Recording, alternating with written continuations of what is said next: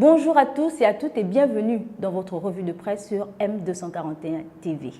En revue, les unes des journaux en kiosque ce matin avec comme sujet central le dialogue social. En effet, longtemps annoncé, la rencontre du chef du gouvernement gabonais et des partenaires sociaux a bel et bien eu lieu ce 23 avril à Libreville.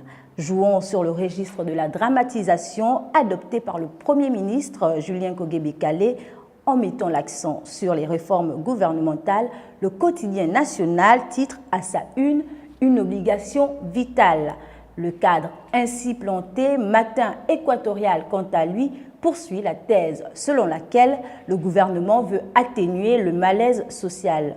Et c'est sur cet angle que l'hebdomadaire d'information et d'analyse oriente sa page politique du jour. Autre sujet qui mobilise non pas les unes, mais l'actualité quand on y regarde de plus près, derrière le sit-in des protestations du collectif des retraités hier à Libreville, mesdames, messieurs, la gestion des ressources. Le quotidien national retient les actions fortes menées par bon nombre d'élus pour réduire la criminalité. Entendez par là la pêche illégale pratiquée en haute mer et le braconnage des mammifères. Des élus, mais aussi des représentants de diverses administrations et organismes étaient réunis dans le cadre du caucus Gabon pour la conservation hier au Palais Léon-Mba. Sur le même registre, le bimensuel indépendant d'information et d'analyse Mibanami aussi, en kiosque aujourd'hui, lance une alerte sur notre patrimoine commun en voie d'extinction, avec en ligne de mire l'Iboga. Sa une, Iboga, trafic, contrefaçon, pillage et massacre de l'âme du Gabon.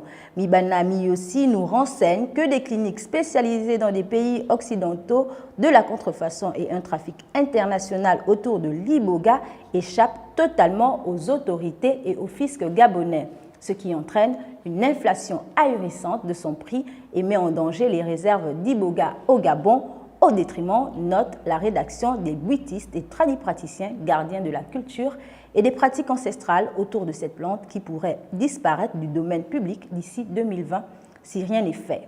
Le tour d'horizon de l'actualité internationale, c'est avec le site d'information Africa News qui, en évoquant le référendum en Égypte, titre à sa une « La révision constitutionnelle prolongeant la présidence Sisi approuvée à 88,83%.